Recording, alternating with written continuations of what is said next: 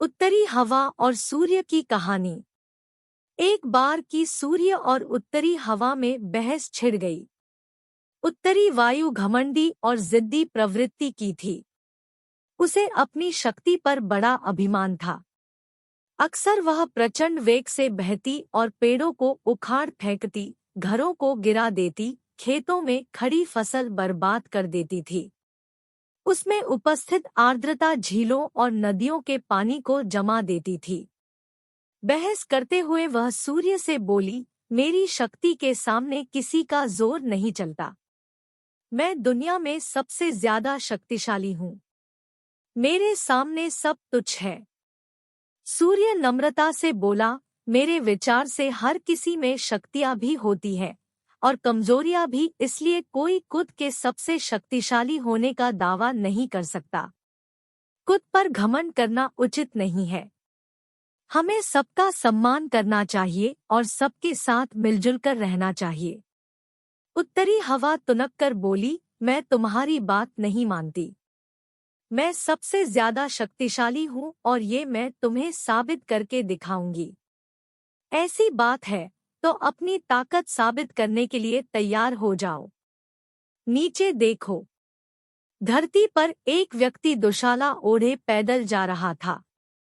तुम उसकी दुशाला उसके शरीर से हटा दो, मैं मान जाऊंगा कि तुम सबसे ज्यादा शक्तिशाली हो। सूर्य उत्तरी हवा को चुनौती देते हुए बोला, इसमें कौन सी बड़ी बात है। कुछ ही देर में उस आदमी की दुशाला धरती पर पड़ी होगी, कहकर उत्तरी हवा अपने प्रचंड रूप में आ गई। धरती पर धूल भरी आंधी चलने लगी, पेड़ पौधे लहराने लगे, सूखे पत्ते व अन्य सामान उड़ने लगे, मौसम ठंडा होने लगा। पैदल जा रहे व्यक्ति की दुशाला भी हवा के वेग के कारण उड़ने लगी, लेकिन उसने उसे पकड़ लिया और अपने शरीर से कसकर लपेट लिया। उत्तरी हवा ने अपनी प्रचंडता और बढ़ाई, लेकिन उसके साथ ठंड भी बढ़ गई। व्यक्ति ने अपनी दुशाला और कसकर लपेट ली। बहुत प्रयासों के बाद भी उत्तरी हवा उसके शरीर से दुशाला हटा नहीं पाई। तब सूर्य बोला, अब तुम देखना कि कैसे ये व्यक्ति खुद-ब-खुद अपनी दुशाला उतार देगा। सूर्य ने अपना ताप बढ़ाना शुरू किया। तापमान बढ़ते ही धरती पर जा रहे व्यक्ति को गर्मी लगने लगे। वह पसीना पसीना हो गया। फिर क्या? उसने खुद ही अपनी दुशाला उतार दी।